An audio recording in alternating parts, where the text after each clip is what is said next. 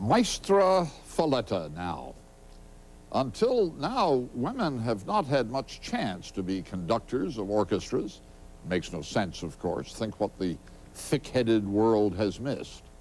The world begins to make amends. Eugenia Zukerman takes us to meet the maestra.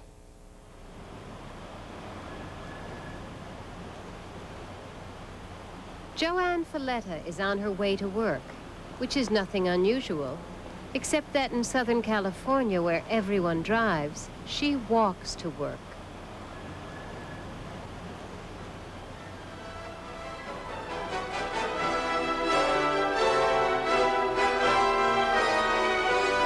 JoAnn Falletta's work is unusual, too. At 36, she is one of a handful of women conductors. We all know that the bastion of conducting has been very difficult to break into by women and by you yourself. Have you found that your inherent qualities as a woman have been helpful as being a conductor? Well, you know, I think that's a good point. Women do tend to nurture and tend to encourage more than perhaps men are given to sociologically.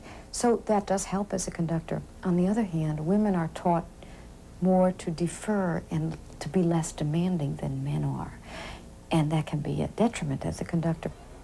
I know it was a great step for me when I came to terms in college with the fact that as a woman, I had to learn to be demanding, and I had to realize that it was not only my right, it was my responsibility, that I had to do that to bring about a good performance. I think he's okay. All right. Okay, and here's Jesse, Helen. I think when I was about 13, I decided I wanted to become a conductor, not knowing anything about it, really not knowing what a conductor did at all.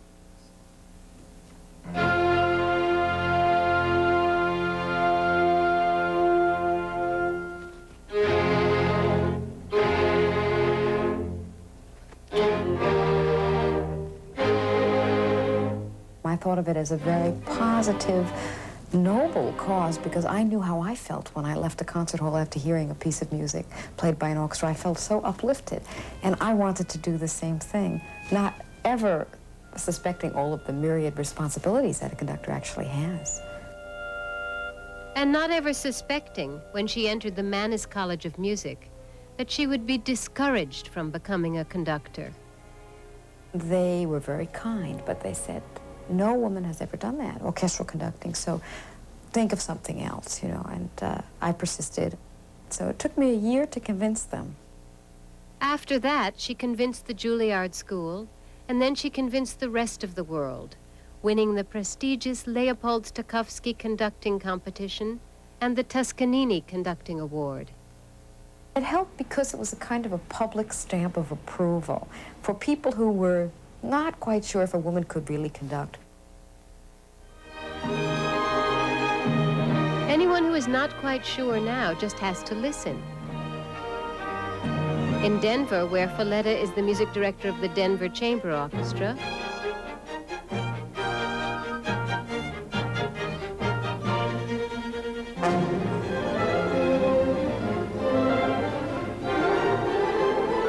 in San Francisco, where she conducts the Bay Area Women's Philharmonic,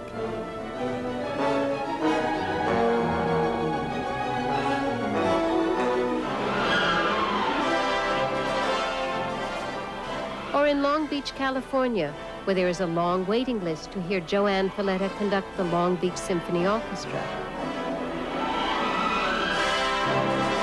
Long Beach has not only resurrected its symphony, a critic wrote, it has hitched it to one of the brightest stars of symphonic music in America, a dazzling way to make a comeback.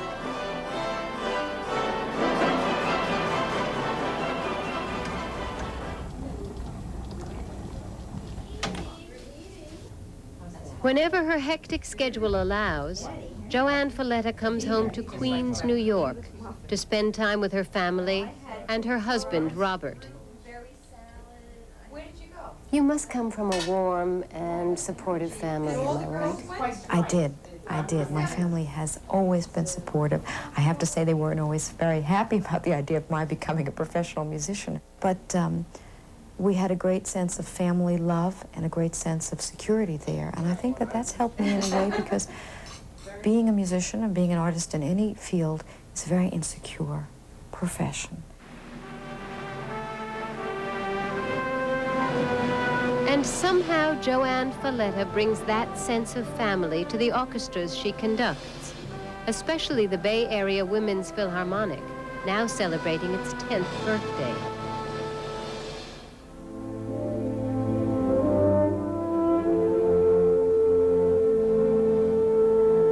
We have heard some people say, why are you ghettoizing women in an orchestra and women's music? The point is that pieces by women are not played very often. And in San Francisco with the Women's Philharmonic, we're trying to make the point that there's a whole wonderful wealth of music that is never played.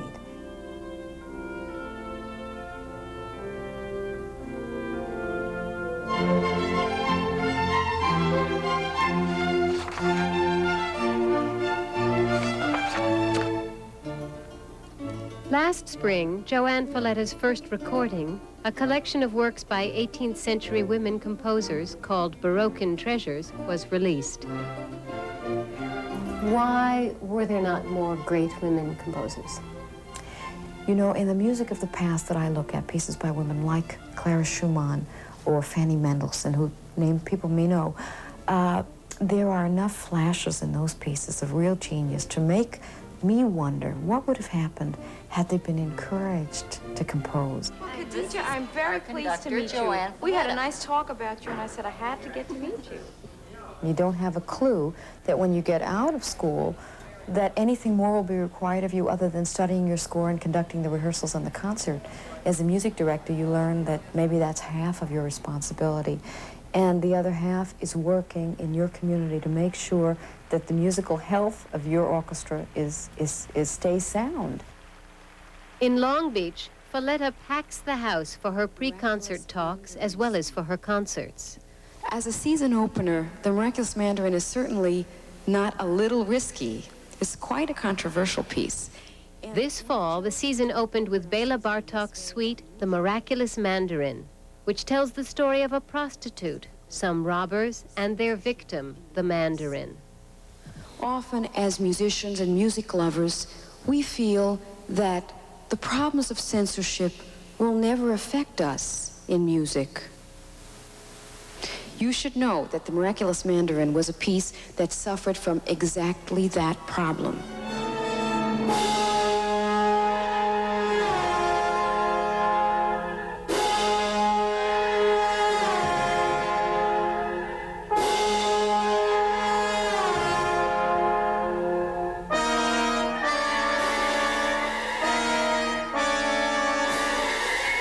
I think it's exactly because of the problems we're having in our society that we absolutely need to support the arts, because people are out of touch with themselves. And science and technology don't hold the answers to who we are as people. And unless you can find the answer in the arts to see what humanity has created and what people can communicate one to the other, you can't find that answer. You need to have some exposure to the arts.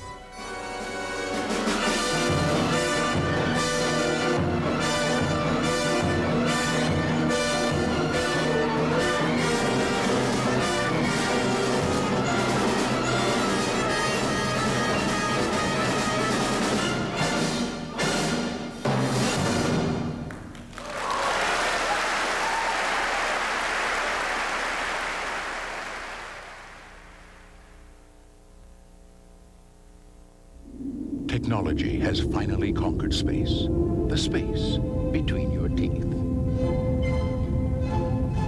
With Interplank, its bristles